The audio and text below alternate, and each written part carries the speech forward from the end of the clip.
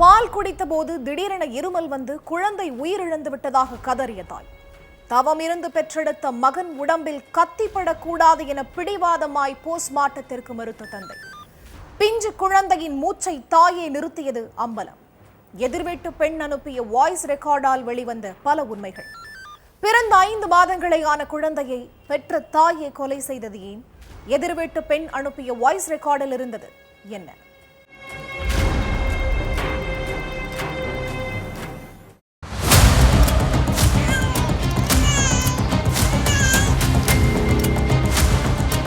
ஆசையாசையாய் பெத்து வளர்த்த மகன் பிறந்த 5 மாசத்துல உயிரிழந்துட்டானேன்னு வேதனையில இடிஞ்சு போய் உட்கார்ந்திருந்த சுரேஷ் கண்ணுல ஒரு செல்போன் தென்பட்டிருக்கு. இது யாரோட செல்போன்? உறவினர்கள் யாராவது மறந்து வச்சிட்டாங்களான்னு நினைச்சுக்கிட்டே அதை ஆன் பண்ணியிருக்கார். பாஸ்வேர்டு இல்லாததால ஆன் பண்ணியதும் ஓபன் ஆகியிருக்கு.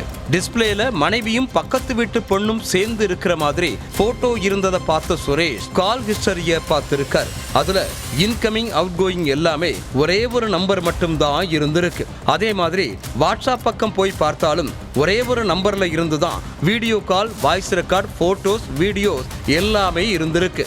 அதுல இருந்த போட்டோவை பார்த்துட்டு வாய்ஸ் ரெக்கார்டை கேட்ட சுரேஷ் அப்படியே உறைஞ்சு போயிட்டார். கணவன் சுரேஷ் அந்த போனை கையில் எடுத்து வாட்ஸ்அப்பை ஓபன் பண்ணியதும் அங்க இருந்து அவரோட மனைவி படபடன்னு ஓடி இருக்காங்க. அந்த ஓட்டத்துக்கான காரணம் அதுக்கு பிறகுதான் எல்லாருக்குமே தெரிஞ்சிருக்கு. கிருஷ்ணகிரி ஒசூர் பக்கத்துல சின்னட்டி கிராமத்தை சேர்ந்தவர் தான் சுரேஷ். பெயிண்ட் அடிக்கிற வேலை பார்த்துட்டு இருக்கிற இவரு பாரதிங்கிற பொண்ணை கல்யாணம் பண்ணியிருக்கார். இந்த தம்பதிக்கு 2 மகள்கள் இருக்கிறப்போ 3ஆவதா கர்ப்பமாகி இருக்காங்க பாரதி. 2 மகள்களே போதும், 3ஆவதா உருவாகி இருக்க கருவை கலைச்சிடலாம்னு சொல்லி இருக்காங்க பாரதி. ஆனா நமக்கு கண்டிப்பா ஒரு மகன் வேணும், மகள்களுக்கு துணைக்கு ஒரு தம்பி வேணும், அதனால 3ஆவது குழந்தைய பெத்துக்கலாம்னு சொல்லி இருக்காரு சுரேஷ். அதனால கணவரோட கட்டாயத்துல 3ஆவதா ஒரு ஆண் குழந்தைய பெத்திருக்காங்க பாரதி. நினைச்ச மாதிரியே மகன் பிறந்ததால சுரேஷ் மகனை தங்கமா வளர்த்திருக்கார். இந்த சந்தோஷம் 5 மாசம்தான் நிலைக்கும். அதுக்கு பிறகு பெத்த தாயாலேயே உசுருக்கு ஆபத்து வரும்னு சுரேஷுக்கு தெரியாம போச்சு. 25 வயசான பாரதிக்கும் எதிர் வீட்டில் இருந்த 22 வயசு இளம்பெண்ணான சுமித்ராவுக்கும் ஓரின சேர்க்கை பழக்கம் ஏற்பட்டிருக்கு. சுமித்ராவோட பேரை சுமின்னு நெஞ்சில பச்சை குத்தி இருக்காங்க பாரதி. அதை பார்த்து ஷாக் ஆன அவங்களோட கணவருக்கு அப்பத்தான் மனைவியோட ஓரின சேர்க்கை விவகாரமே தெரிய வந்திருக்கு. வெளியே தெரிஞ்ச அசிங்கம், ஊர் உலகம் சிரிக்குமேனு அவமானப்பட்ட சுரேஷ் மனைவிக்கு பொறுமையா அட்வைஸ் பண்ணியிருக்கார். நமக்கு கல்யாணமாகி 3 பிள்ளைகள் இருக்காங்க, அவங்களோட எதிர்காலத்தை பார்க்கணும். அதே மாதிரி சுமித்ராவுக்கும் இன்னும் திருமணமாகல, அந்த பொண்ணுக்கும் ஒரு எதிர்காலம் இருக்கு. இதெல்லாம் ரொம்ப தப்பு, யாருக்காவது தெரிஞ்சா நம்ம குடும்ப மானமே போயிரும்னு சொன்ன சுரேஷ் இதுக்கு மேல இந்த வேலையை பார்க்க வேண்டாம்னு கண்டிச்சிருக்கார். அதே மாதிரி சுமித்ராவுக்கும் அட்வைஸ் பண்ணியிருக்கார். அப்போ நாங்க செஞ்சது தப்புதான், இனிமே இப்படி பண்ண மாட்டோம்னு மன்னிப்பு கேட்டிருக்காங்க. அந்த மன்னிப்பு போலியானதுன்னு சுரேஷுக்கு அப்ப தெரியல. அடுத்து வழக்கம் போல சுரேஷ் வேலைக்கு போனதும் பாரதியும் சுமித்ராவும் அடிக்கடி ஓரின சேர்க்கையில ஈடுபட்டிருக்காங்க. அக்கம் பக்கத்துல உள்ளவங்களுக்கு நடந்த எந்த விஷயமும் தெரியாததால 2 பேரையுமே கண்டுக்கல. இதுக்கு மத்தியில பாரதியும் சுமித்ராவும் ஓரின சேர்க்கையில ஈடுபடும் போது பாரதியோட 3ஆவது ஆண் குழந்தை பசிக்காக அழுதிருக்கு. அதனால குழந்தைக்கு தாய்ப்பால் கொடுக்க வேண்டிய கட்டாயம் வந்திருக்கு பாரதிக்கு. அது சுமித்ராவுக்கு தொந்தரவா இருந்திருக்கு. தினமும் குழந்தையோட அழுகை சத்தத்தால டென்ஷனான சுமித்ரா, உன் மகனை கொன்னுடு, அப்பதான் நாம இடையூறு இல்லாம ஓரின சேர்க்கையில ஈடுபட முடியும்னு சொல்லி இருக்காங்க.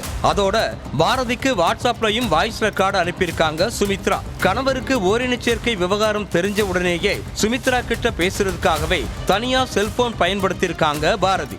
அந்த செல்போன்ல தான் சுமித்ரா வாய்ஸ் ரெக்கார்டு அனுப்பி இருக்காங்க. அந்த வாய்ஸ் ரெக்கார்டை கேட்டு கோபப்பட வேண்டிய தாய் பாரதி சுமித்ராவோட ஆசையை நிறைவேற்ற பார்த்திருக்காங்க. சுமித்ராவோட பேரையே டாட்டூ போட யோசிக்காத பாரதிக்கு தன்னோட குழந்தையை கொல்றதுக்கும் யோசிக்கல.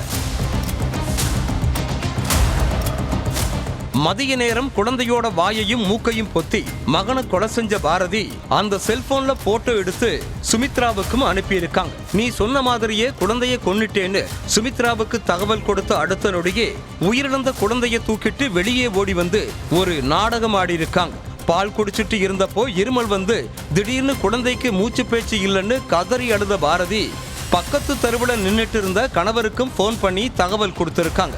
அடுத்து குழந்தைய தூக்கிட்டு கெலமங்கலம் அரசு ஆரம்ப சுகாதார நிலையத்துக்கு ஓடி இருக்காரு சுரேஷ். அங்க செக் பண்ண டாக்டர்கள் குழந்தை ஏற்கனவே உயிரிழந்துட்டதாகவும் போஸ்ட்மார்டம் பண்ணி தரதாகவும் சொல்லி இருக்காங்க. ஆனா தவமிருந்து பெத்த மகன் உடம்புல கத்தி படக்கூடாதுன்னு கண்ணீர் வடிச்ச சுரேஷ் போஸ்ட்மார்டம் பண்ண வேண்டாம் டாக்டர்னு பிடிவாதமா நின்று இருக்காரு. அதனால டாக்டர்களும் அதுக்கு மேல என்ன பண்றதுன்னு தெரியாம குழந்தைய சுரேஷ் கிட்ட ஒப்படைச்சிருக்காங்க. அதுக்கு பிறகு குழந்தையோட சடலத்தை வீட்டுக்கு கொண்டு வந்த சுரேஷ் உறவினர்களோட போய் குழி தோண்டி அடக்கம் பண்ணியிருக்கார். சம்பவம் நடந்த மறுநாள் கவலையில வீட்டுல உட்கார்ந்து இருந்த சுரேஷ் கண்ணுல ஒரு செல்போன் தென்பட்டு இருக்கு. மகன் உயிரிழந்ததால துக்கம் விசாரிக்க வந்த யாரோ செல்போனை தவற விட்டிருக்கலாம், அவங்க கிட்ட கொடுக்கலாம்னு அந்த செல்போனை எடுத்து பார்த்தப்பதான் சுமித்ரா பாரதிக்கு அனுப்பின வாய்ஸ் ரெக்கார்டும் பாரதி தன் குழந்தைய கொன்னு சுமித்ராவுக்கு அனுப்பின போட்டோவும் இருந்திருக்கு. சுரேஷ் கையில செல்போனை எடுத்து பார்த்ததுமே உஷாரான பாரதி நடந்த எல்லா விஷயமும் கணவருக்கு தெரிஞ்சிரும்னு பயந்து போய் வீட்டை விட்டு ஓடி இருக்காங்க. பக்கத்து தெருவுல உள்ள ஒரு உறவினர் வீட்டுக்கு போன பாரதிக்கு கணவர் அந்த செல்போன் ஆதாரத்தோட போலீஸ்ல கம்ப்ளைண்ட் கொடுக்க போறாருன்னு தகவல் தெரிஞ்சிருக்கு.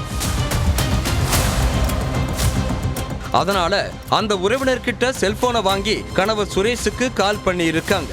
ஏதோ ஒரு கோபத்துல பண்ணிட்டேன், நான் பண்ணது தப்புதான், இனிமே அப்படி பண்ண மாட்டேன், என்ன மன்னிச்சுடு, இனிமே நீ சொல்றத எல்லாத்தையும் கேட்கிறேன், உன் காலில் கூட விழறேன், நீ என்ன அடிச்சு போட்டா கூட நான் கேட்க மாட்டேன்னு சொல்லி இருக்காங்க.